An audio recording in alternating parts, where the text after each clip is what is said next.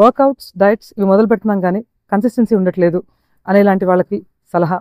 కన్సిస్టెన్సీని జనరల్గా మనం పర్ఫెక్షన్తో పర్యాయపదంగా చూస్తూ ఉంటాం. కన్సిస్టెంట్గా ఉండటం అంటే సూపర్ పర్ఫెక్ట్గా ఉండటం అని. అది ఆపుకుని డయట్ ఆర్ వర్కౌట్ ఏదైనా సరే కొద్దిగా అడ్జస్ట్మెంట్స్కి, అలాగే కొద్దిగా చిన్న చిన్న సెట్ బ్యాక్స్ వచ్చినప్పుడు మనం ఎక్స్క్యూజ్ చేసుకుంటూ ముందుకెళ్ళగలిగితే, ఫర్ ఎగ్జాంపుల్ ఇవాళ పొద్దున్నే లేచి బీభత్సంగా ఇరగదీసి వర్కౌట్లు చేద్దామని రాత్రి పడుకుంటాం. బట్ మార్నింగ్ లేట్గా లేస్తాం. మనకి గంట ఉండే ప్లేస్లో 20 నిమిషాలే ఉంటుంది, 10 నిమిషాలే ఉంటుంది ఒక్కోసారి.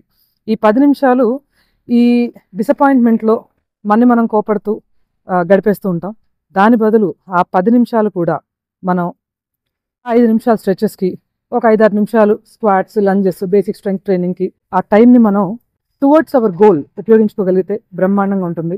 ఫర్ ఎగ్జాంపుల్ ఫుడ్ పరంగా మనం ఒక సూపర్ పర్ఫెక్ట్ మీల్ ప్రిపేర్ చేసుకోవాలనుకుంటాం, కానీ టైం దొరకదు ఆ రోజు పరిస్థితి వల్ల.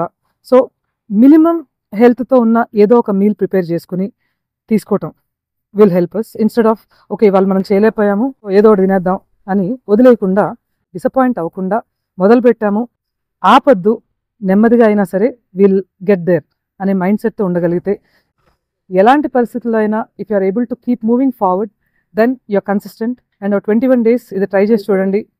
You will see a world of difference. నమస్తే.